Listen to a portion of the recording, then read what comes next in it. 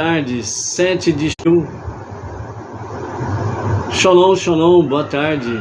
7 de TV de 5.784, a contar da criação. 19 de dezembro de 2023, da Era Comum. É a tarde com a Torá, trazendo a Parashá da semana e as suas leituras diárias. Estamos na Parashá Vanigash,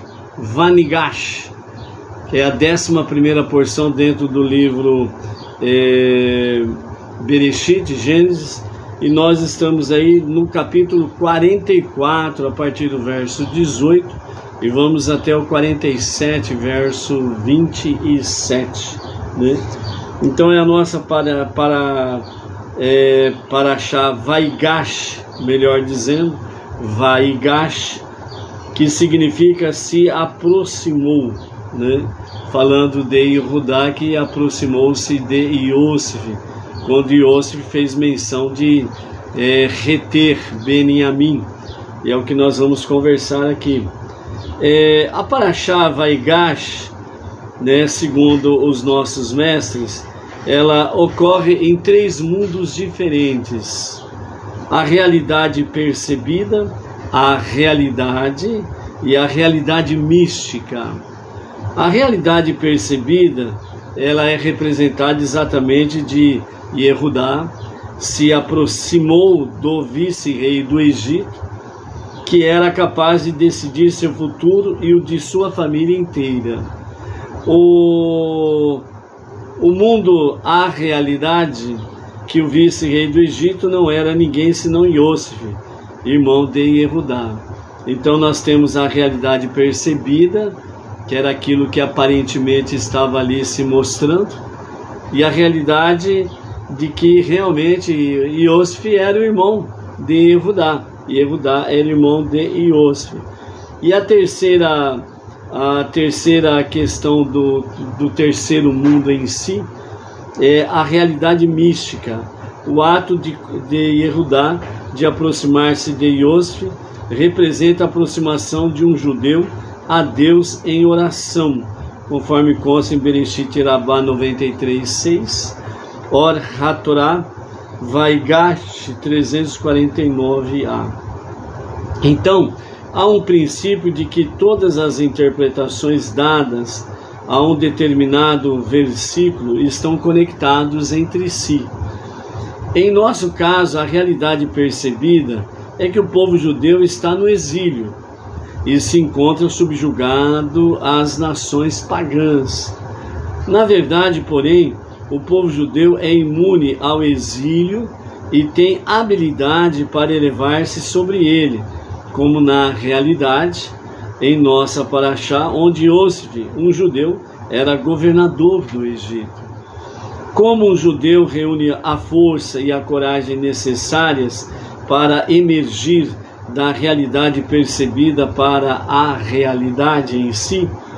A resposta é pela realidade mística, que é o ato de Yehudá de aproximar-se de Yosef, representa a aproximação de um judeu a Deus em oração.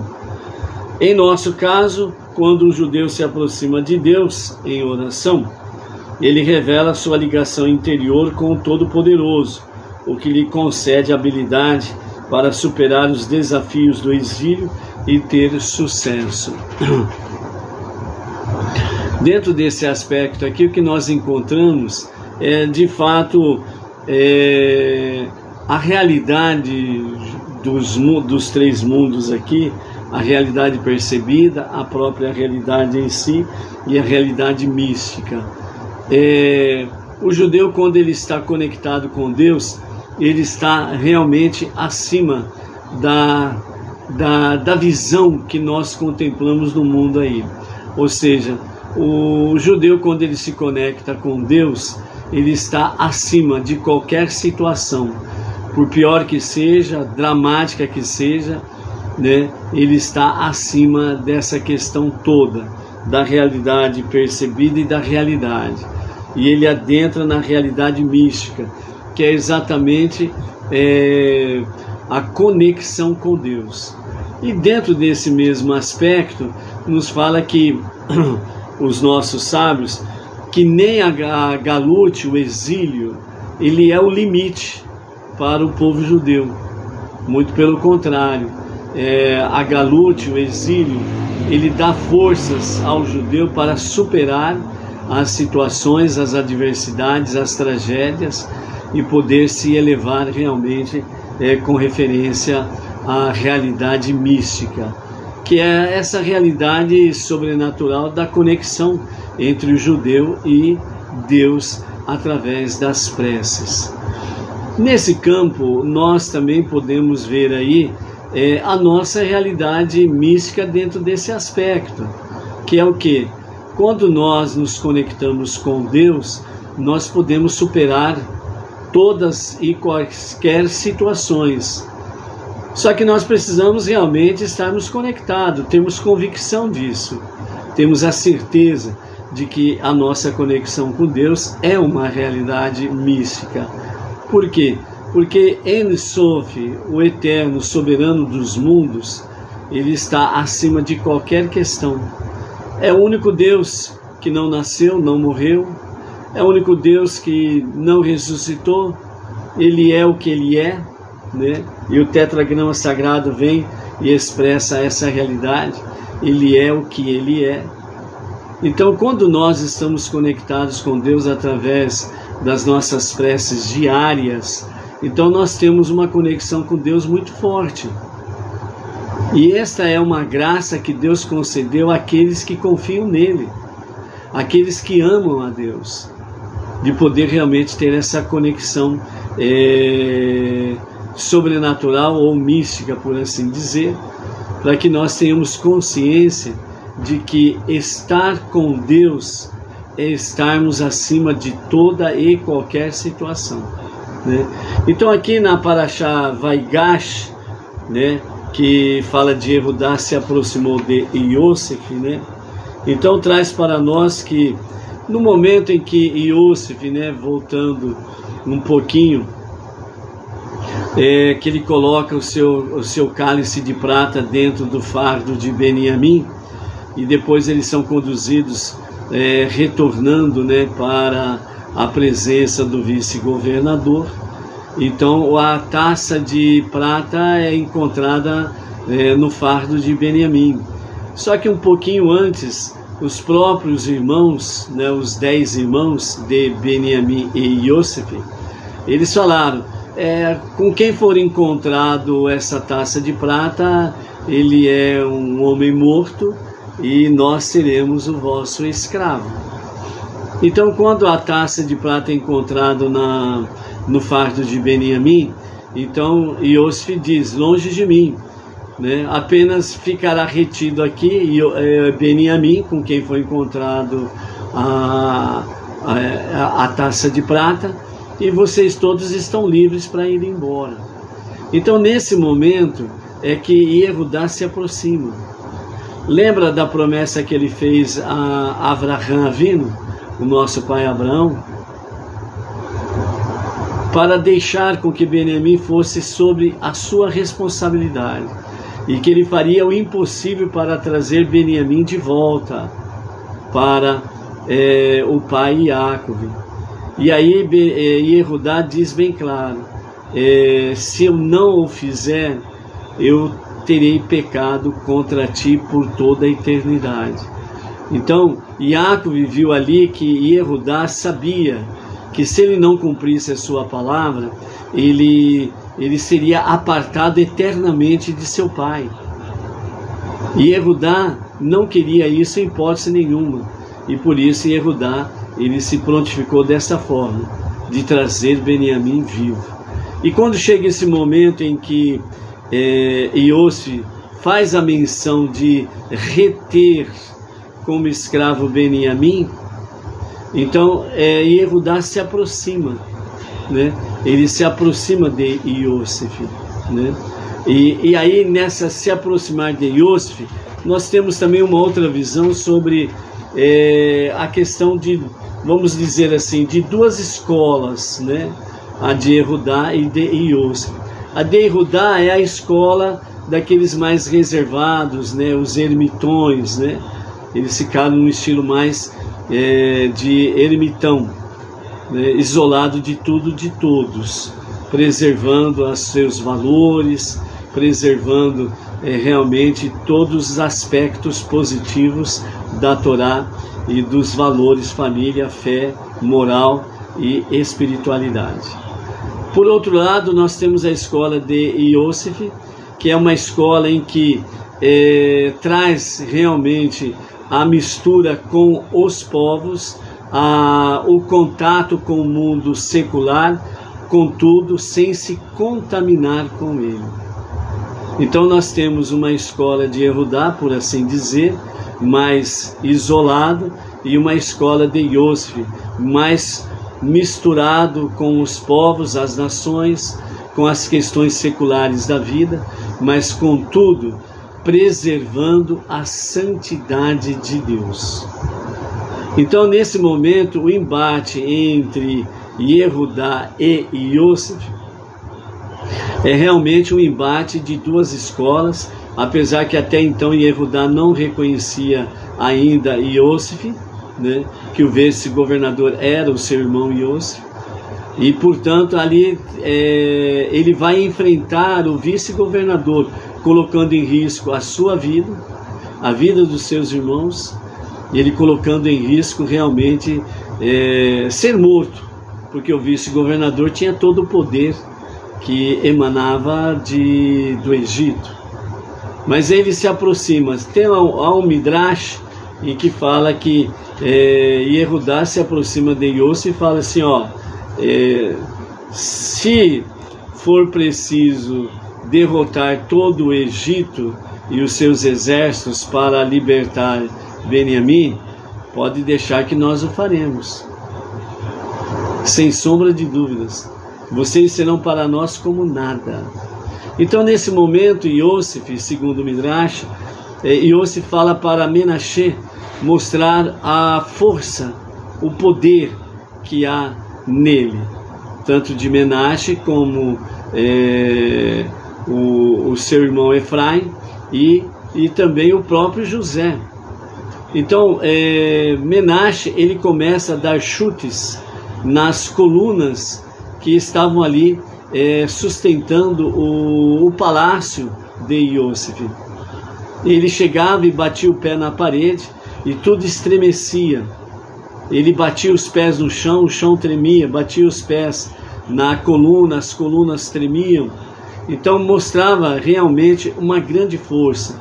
Então Yehudá, ele quando percebe isso, ele fala, peraí, quem pode ter um poder assim? Somente os filhos de Yaakov.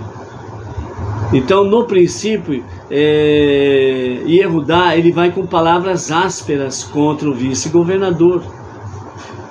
Umas palavras que tem uma certa entonação de ameaça. Se você reter o nosso irmão caçula, vai ter guerra, vai ter briga aqui, e nós vamos prevalecer. E aí quando Menashe começa a mostrar as suas forças, o seu poder, então Yehudá vê que, quem pode ter força e poder assim, a não ser os filhos de Yaakov? Aí então Yehudá ele muda o seu jeito então de conversar com o vice-governador, com o vice-rei, o vice-faraó, né? Então por isso se aproximou exatamente no sentido de conhecer, saber quem você é, saber quem eu sou. Ou seja, dentro desse aspecto nós precisamos conhecer o que sou e com quem estou. Quem é que está andando comigo nessa jornada monoteísta com fundamento judaico e orientação rabínica? Essa força, esse poder só pode vir de Yaakov e Avinu. E nós não podemos, em hipótese nenhuma, abandonar a mercê de estarmos nessa conexão com Deus e ombro a ombro com o povo judeu, para podermos fazer a expandir o monoteísmo com fundamento judaico e orientação rabínica. Por isso, dentro desse aspecto aqui, O nosso Rebbe Menachem Mendel, ele comenta: pode parecer à primeira vista que a maneira como Yehudá abordou Yosef refletiu o poder de Yosef, o governador do Egito, a quem Yehudá deveria apaziguar. Yosef, naquela época, havia sido apontado pelo faraó como o governador de toda a terra. O faraó era um monarca absoluto e Yosef era como o faraó. Com o propósito de Yehudá afirmou, o faraó era um monarca absoluto e Yosef era como o faraó, como o próprio Yehudá afirmou no seu diálogo junto com Yosef. Até então ele não sabia que era o seu irmão. Não obstante, nós vemos que na realidade Yehudá, que não sabia se tratar de seu irmão ainda, não ficou intimidado pela sua autoridade e agiu com bastante segurança e firmeza. Sem mesmo pedir permissão a Yosef, ele o abordou de maneira agressiva, usando uma linguagem severa, apesar de que tal comportamento pudesse lhe custar a própria vida. Ou seja, ele arriscou a sua vida em prol de Benjamim. E a prova, o teste final, a prova final, para ver se eles estavam realmente arrependidos de terem vendido Yosef e que eles realmente amavam Benjamim, esse era o momento de provar a verdade, Então, por isso, Yehudá se aproximou do vice-governador sem permissão. Ele poderia ser morto ali pela guarda do vice-governador. Então, Yehudá ele arriscou tudo por amor a Benjamim. E essa era a prova que Yosef estava querendo. Então, dessa forma aí,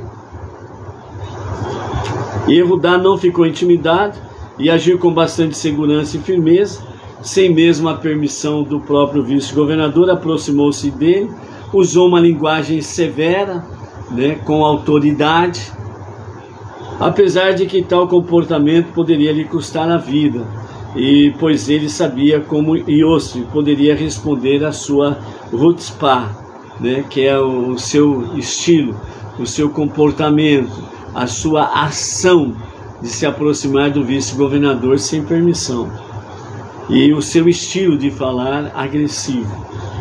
Assim parece que a forma como Yehudá se dirigiu a Yosef expressa na realidade o poder de Yehudá. É aquilo que estávamos falando sobre as duas escolas, a escola de Yehudá e a escola de Yosef, ou seja, os dois poderes de Yehudá e o poder de Yosef. Poderíamos argumentar que a forma vigorosa pela qual Yehudá o abordou realmente rompeu uma barreira espiritual, tornando possível que Yaakov e os seus filhos posteriormente se estabelecessem na terra de maneira que eles tomaram posse do lugar, a terra de Goshen. Eles eram férteis e sua população aumentou rapidamente, como nós vamos ver ali no capítulo 47. A força de um judeu neste mundo durante o exílio pode ser de dois tipos. Primeiro, a força da pessoa é proporcional, e o segundo, a pessoa está em um estado que transcende. Na questão da força da pessoa é proporcional ao que é possível de acordo com as leis da natureza e a conduta do mundo, segundo as limitações do exílio, as leis do governo, etc. Isso pode ser representado por Yosef, que são as leis naturais, as leis das nações. Então pode limitar a força pessoal proporcional com as leis existentes. Quanto à questão da pessoa, a pessoa está em um estado que transcende, vai além completamente as limitações do mundo, as nações do mundo e até mesmo o próprio exílio. Na realidade, a pessoa se comporta com tamanha resolução que ela é plenamente capaz de mudar as leis e costumes nacionais. Este era o nível de Yehudá. Por isso que quando Yehudá se aproxima de Yosef sem autorização, sem permissão, ele está alterando esse nível natural das coisas.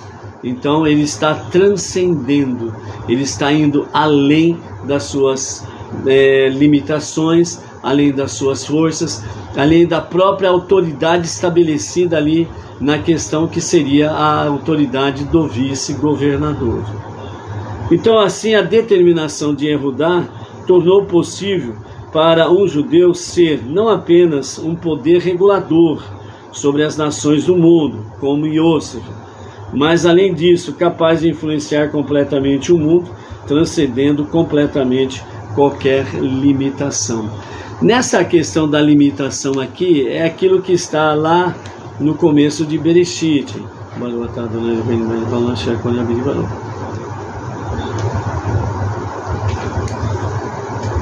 Quando Deus ele faz a promessa aos patriarcas, que é exatamente o que? A tua descendência será como a areia do mar. Então quando nós contemplamos aqui que o judeu em si, entre as nações, ele é um órgão regulador sobre as nações, isso daí já estava predito pelo próprio Deus a Abraão.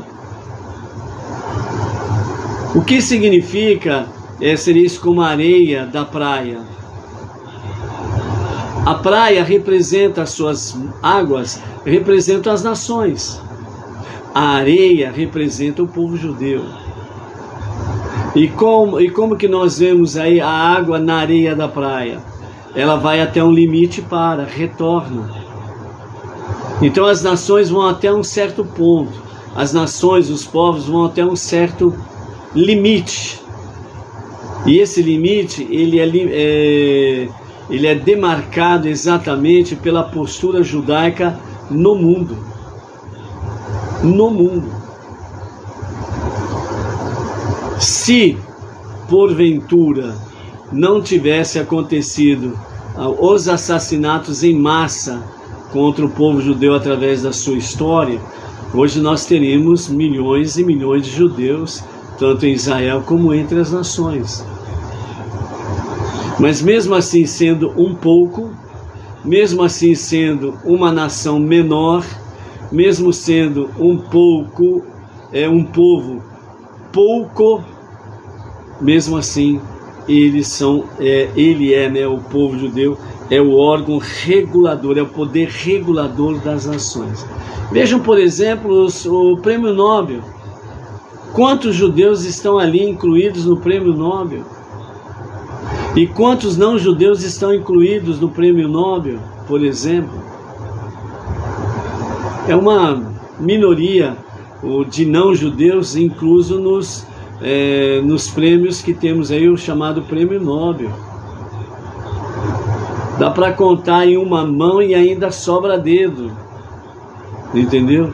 Enquanto que o judeu, dentro da nomeação de Prêmio Nobel, o judeu é praticamente o que? 90%. Então o povo judeu é o poder regulador sobre as nações. Ou seja, por mais que as nações queiram, seja ela quem for, queira realmente limitar o povo judeu ou dizimar o povo judeu, não consegue. Não tem como. Viram aí o vídeo que está rodando recentemente?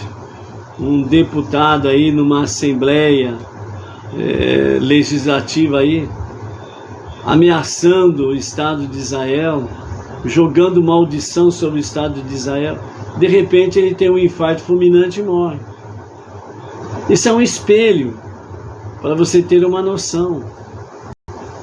O Egito tentou de tudo para dizimar e eliminar o povo judeu, não conseguiu.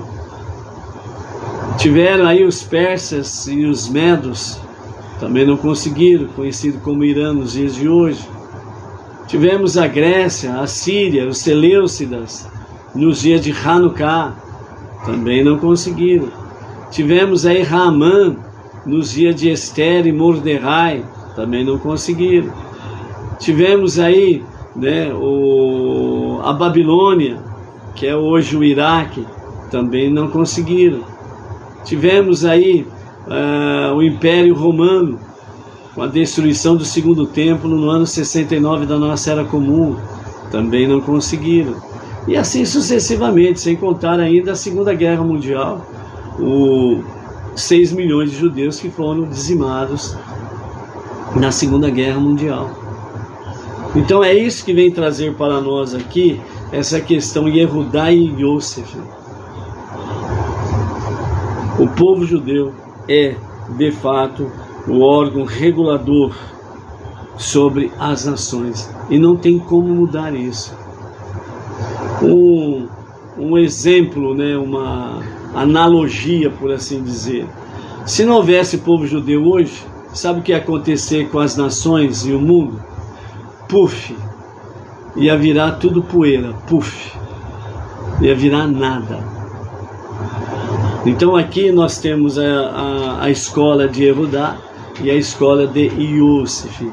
Então Yehudá são os judeus que estão vivendo a sua vida no seu habitat, entre eles, de forma natural, sobrenatural, no seu dia a dia, separados e isolados de tudo e de todos. A escola de Yosef vem mostrar exatamente o que está acontecendo nos dias atuais, os não-judeus abraçando o monoteísmo com fundamento judaico e orientação rabínica, onde alguns rabinos têm realmente entrado no meio não-judaico para trazer as 7 leis de Noé, para ensinar, para trazer a unidade e a unicidade de Hashem, para que os não-judeus compreendam verdadeiramente o que é o monoteísmo raiz, verdadeiro, e assim estar ombro a ombro com o povo judeu, trabalhando para transformar este mundo para ser a moradia de Deus. Então, dentro desse aspecto aí, amados, né, nós temos essa questão das duas escolas, Yehudá e Yosef.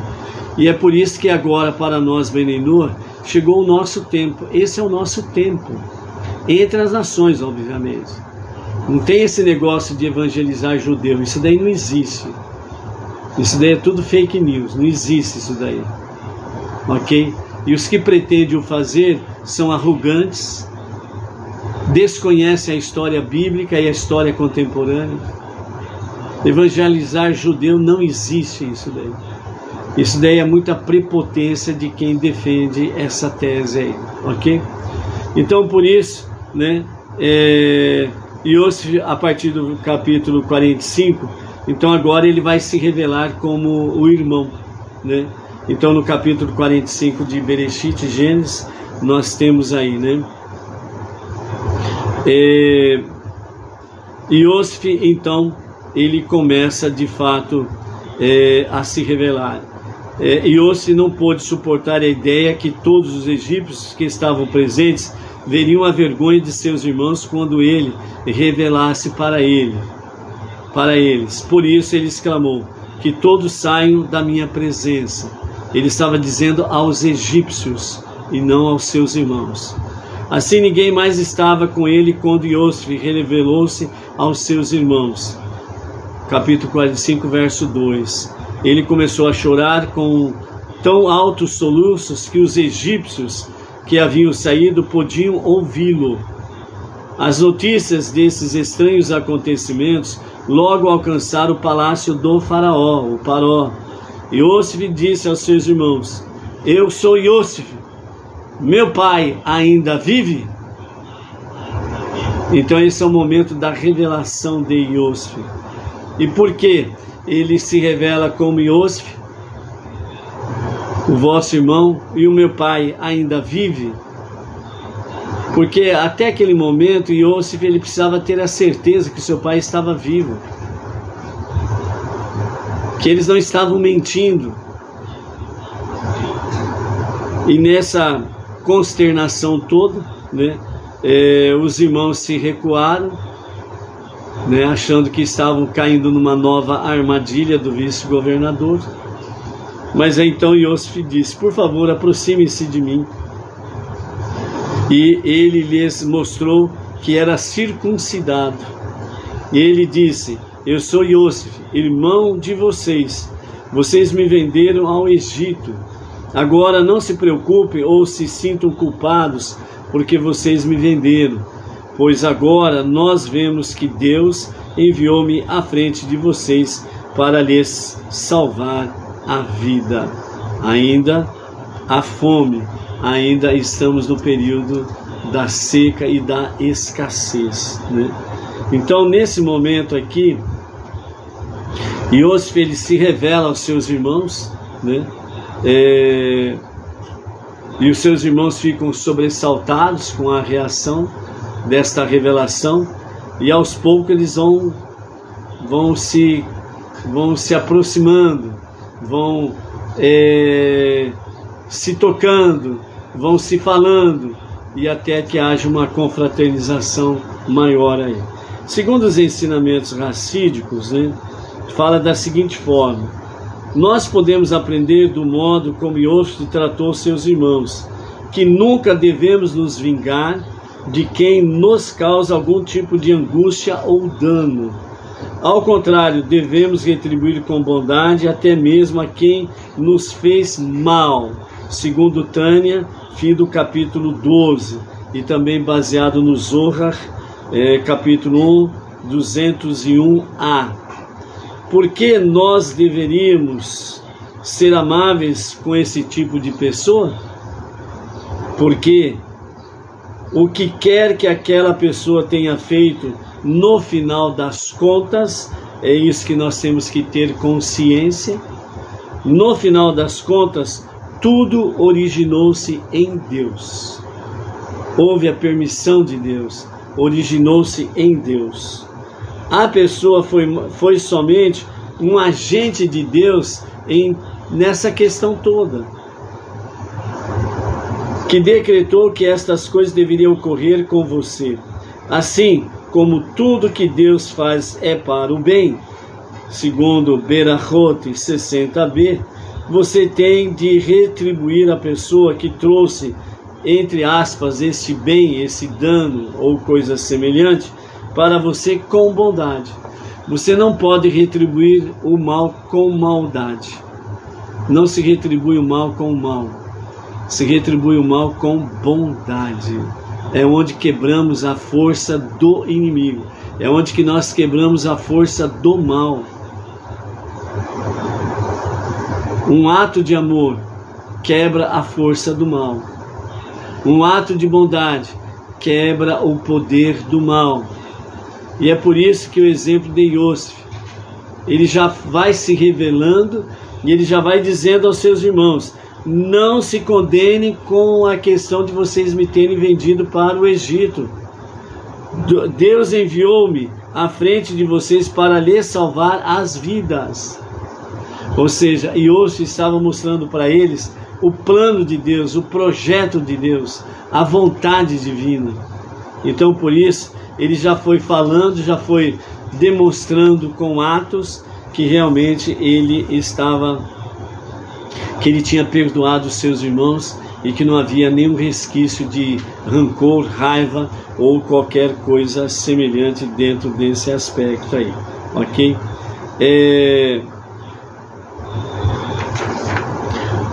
Ainda dentro dessa visão aqui, o nosso Rebbe Irashi fala para nós que realmente, né, porque Iosif e Beniamim choraram pelo santuário que seria destruído, né?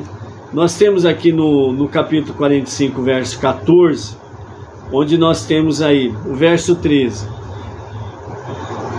contem ao meu pai tudo acerca da minha alta posição no Egito e acerca de tudo que vocês viram.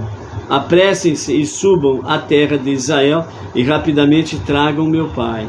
Verso 14: com isso, Iosif caiu sobre os ombros do seu irmão Beniamim e ele chorou. E Beniamim chorou sobre os ombros de Iosif, né? Então, esse chorar entre um ombro e o outro de Iosfi e Beniamim, os nossos mestres dizem: choraram pelos santuários que seriam destruídos no território do outro, um do outro, e não pela destruição que aconteceria em seu próprio território. Eliminar os problemas dos outros dependem principalmente do livre arbítrio, da livre escolha da pessoa que passa pelo problema. Amigos podem ajudar com suas preces e conselhos, mas a própria pessoa é quem tem que executar a ação necessária. Assim, quando Iosfi e Beniamim perceberam que eles eram impotentes para resolver o problema do outro, eles choraram em compaixão. No obstante, eles não choraram pela destruição futura de seus próprios santuários, o Beit Hamikdash e o santuário de Shiló, porque eles tinham a responsabilidade de achar uma solução para seus próprios problemas e não simplesmente sentar e chorar, né? Nesse aspecto aqui, sentar e chorar,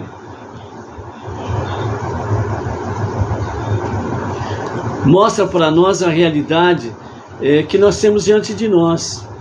Problemas, situações adversas, situações difíceis, né? Testes, provas, tragédias, enfermidades e por aí afora vai. Então não é o momento de sentar e chorar, mas o momento é de buscar uma solução. É buscar uma solução, encontrar uma solução. Então, para isso, nós temos que aprender com Iosfi e Beniamim. Nós não podemos ficar de braços cruzados e se lamentando. Nós temos que ir atrás de uma resposta. Nós precisamos ir atrás de uma solução. E nos colocarmos em marcha, realmente, em busca dessas soluções aqui. Lembrando que Deus, Ele não ajuda quem fica com os braços cruzados na preguiça e nem se lamentando toda a vida. Deus, Ele ajuda aqueles que se esforçam, aqueles que buscam soluções. Deus ajuda. Então, por isso, esse campo aí. Rashi também fala, né? Iosfi caiu sobre os ombros do seu irmão Beniamim e chorou pelos dois templos destinados a ficar no território de Beniamim e que seriam destruídos no futuro, o primeiro e o segundo templo. Beniamim caiu sobre os ombros de Iosfi e chorou pelo tabernáculo de Shiló, destinado a ficar no território de Iosfi e que também seria destruído, né? Então, esse é o motivo porque eles choraram, porque viram a realidade da destruição dos primeiro e segundo templo e da destruição do santuário em Shiló. E nenhum podia ajudar o outro, porque estaria totalmente fora do seu alcance. Então choraram por isso daí, ok?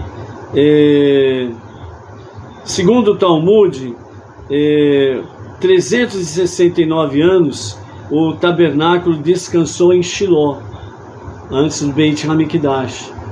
Então o santuário descansou em Shiló, por isso que é falado sobre Shiló, que é o primeiro lugar em que o santuário ficou descansando, né, da sua viagem pelo deserto até a construção definitiva do primeiro templo, ok?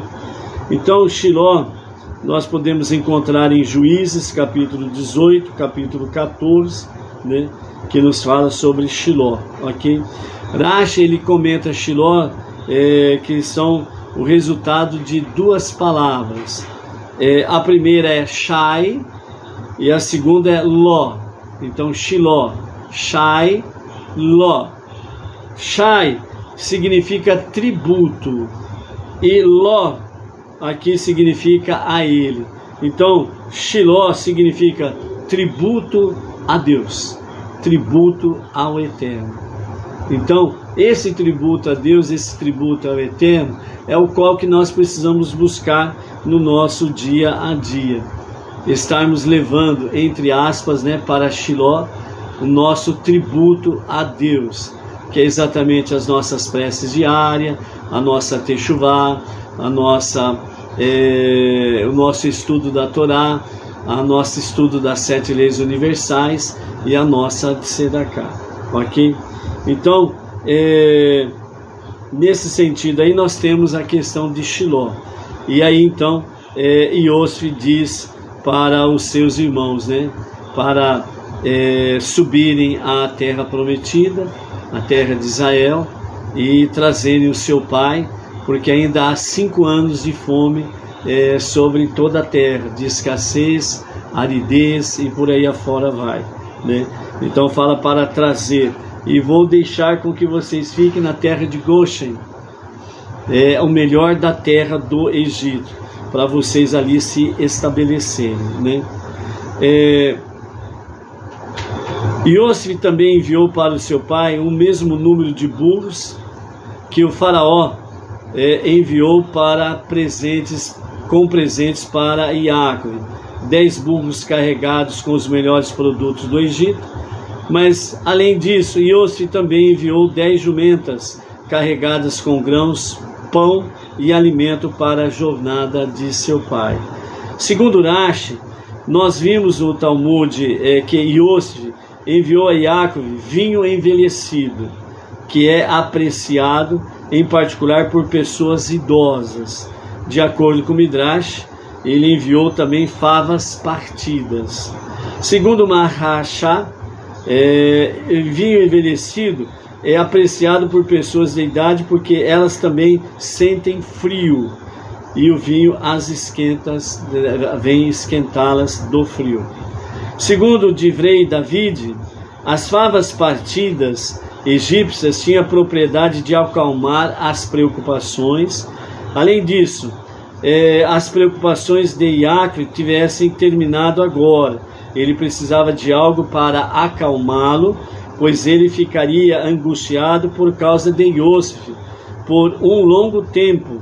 Estas favas ajudavam as pessoas a dormir. Por isso, Iosfi as enviou, porque o pai idoso ou as pessoas idosas têm dificuldade com o sono. Esse é o sentido das favas partidas, né? Se 11 irmãos retornaram, por que somente 10 burros voltaram com eles, né? Então nós vimos aí sobre a questão de 10 burros, 10 jumentas, né? Não eram 12 com Iosfi, então 11 voltariam para a casa do pai. Segundo Midrash Lekar Tov, Iosfi não mandou Beniamim de volta com os seus irmãos. Caso contrário, ele teria lhe dado o seu burro. Porém, Tur Harur, ele diz, o fato de apenas 10 burros terem retornado a Canaã não prova que Beniamim ficou no Egito, uma vez que é possível que Iosfi não quis sobrecarregar Beniamim com os cuidados de um burro, com todo o seu material que estava sendo levado como presentes para Iacove Avino, né? Então, os filhos de Israel, eles preparam suas carroças, né? Iosif dá-lhes carroças para que eles possam realmente fazer a sua viagem, fazer as suas provisões e tudo mais, né? E para que eles retornem de fato à casa de seu pai, para dar-lhes a boa notícia e levá-lo também para a terra do Egito, né? Então, do Egito, os irmãos dirigiram-se para o norte e eles chegaram ao seu pai Iacove em Canaã, e eles deram-lhes a notícia: Iosif ainda está vivo, ele é o governante de toda a terra do Egito. Eles lhes contaram tudo o que aconteceu nesse período.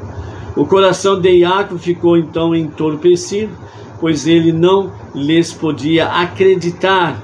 No entanto, quando eles relataram todas as palavras que Iosfi lhes havia falado, inclusive o conteúdo do último debate que Iosfi tivera com Iacove, falando sobre as carroças, e ali as carroças Iosfi enviou para o seu pai. Então ele viu as carroças, ele entendeu a mensagem, que realmente eles conversaram sobre isso, a última vez que eles tiveram contato. Então, dessa forma, as carroças foram para transportar o seu pai. E o espírito de seu pai, Jacó, tinha então sido revivido, né? Porque agora ele tinha de fato, sem sombra de dúvidas, ele tinha de fato tido uma ótima notícia, e ele estava sem sombra de dúvida agora confortado de que Iosfi estava vivo, ok?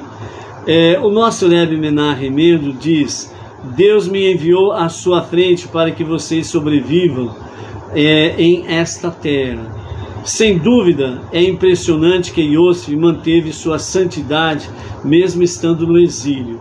Mas a sua principal conquista foi que ele aumentou a santidade no mundo, ensinando aos egípcios sobre Deus, o único Criador, o único Redentor e Salvador.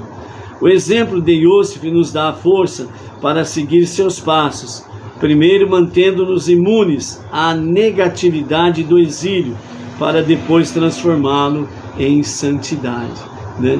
Então, de uma forma análoga, né, nós não judeus, Benei Noah, nós estamos, entre aspas, como no exílio, né? Por causa da maldade do mundo, a corrupção, né, a infidelidade e todos esses níveis negativos, né, éticos, morais e espirituais. Então, de uma certa forma, nós estamos no exílio porque nós estamos no meio de todas estas coisas. Mas o exemplo de Iosfi vem para nos fortalecer, segundo o nosso Rebbe Menachem Mendel, para que nós não venhamos nos deixar dominar pelo mundo e nem pelas vontades do mundo, as suas concupiscências, né? Os seus desejos, suas ilusões, as suas seduções. Mas precisamos ser como Iosfi, estarmos vivendo a nossa vida monoteísta estilo judaico, com orientação rabínica, e levarmos cada vez mais, aonde nós estivermos, elevar o nosso ambiente, o nosso trabalho secular, o nosso envolvimento com pessoas, elevar cada vez mais a níveis espirituais, para que a semelhança de Iosfi nós possamos conquistar, entre aspas, o Egito, as nações, para o nosso Deus. Por isso, amados, né, a nossa tarefa suprema, que é transformar o mundo para ser a moradia de Deus, é seguirmos os passos de Iosfi. Se nós seguirmos os passos de Iosfi, nós vamos sim dissipando as trevas, vamos conquistando, e assim nós vamos transformando o mundo. Fazendo parte desta tarefa, nós temos realmente como assegurar a nossa participação na redenção final com Mashiach, e automaticamente teremos também condições de confirmar a nossa porção no Olam Rabá, o mundo vindouro. Por isso, não abandone a sua posição. Seja forte, seja luz. Não abandone a sua posição como Benei Noah, e realmente leve em frente esse desafio diário. Não somente você sendo transformado dia a dia, mas levando essa transformação ao dia a dia para todos aqueles que estiverem em contato contigo e estiverem à sua volta. E ombro a ombro com o povo judeu, o filho primogênito de Deus, estaremos transformando o mundo para ser a moradia de Deus. Ok? Baruch Hashem, com a graça do Eterno, quinta-feira vamos continuar essa história de Iosfi. Shalom, shalom, até lá.